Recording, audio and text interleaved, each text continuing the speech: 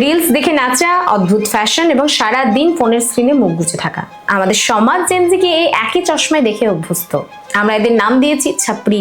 আমরা ভাবি এরা অলস এবং লক্ষ্যহীন। কিন্তু তোমরা কি জানো, এই 1 মিনিটের টিকটক বা ইনস্টাগ্রাম রিল দিয়েই এই জেনারেশন বাংলাদেশ থেকে শ্রীলঙ্কা এবং নেপাল থেকে কেনিয়া বড় বড় দেশের একছত্র ক্ষমতাকে ধুলোয় মিশিয়ে দিয়েছে।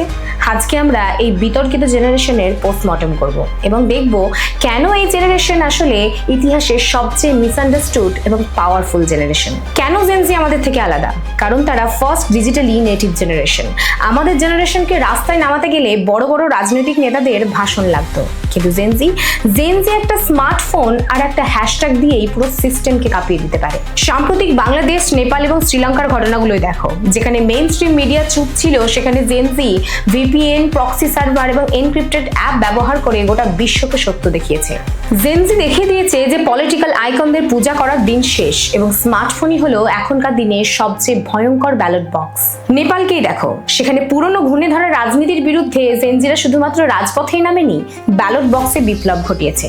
বালেনশার মতো একজন র্যাপার এবং ইঞ্জিনিয়ারের কাঠমান্ডুর মেয়র থেকে নেপালের পিএম হওয়া প্রমাণ করে দেয় যে জেনজিরা শুধুমাত্র চাকরি চাই বলে স্লোগান দেয় না, তারা সরাসরি ক্ষমতায় এসে পলিসি চেঞ্জ করতে চায়।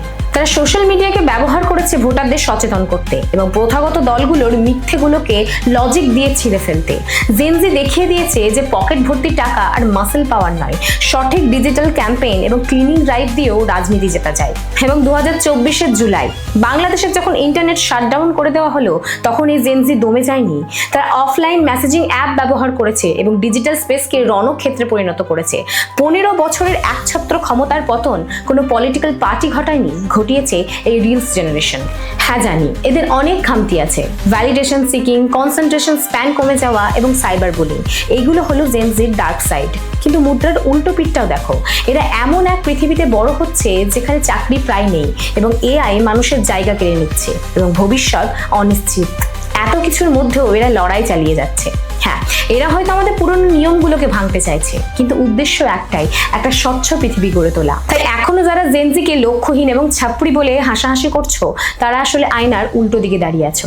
এই জেনারেশন এমন এক জেনারেশন যারা ইতিহাস পড়তে আসেনি, এরা স্মার্টফোন দিয়ে ইতিহাস রিরাইট করতে এসছে। হ্যাঁ, এই জেনারেশন বিতর্কিত কারণ এরা সমাজের তৈরি করা পুরনো ফ্রেমের মধ্যে আটকে নেই। আচ্ছা, জেনজির এই ডিজিটাল বিপ্লব নিয়ে তোমাদের কি মতামত?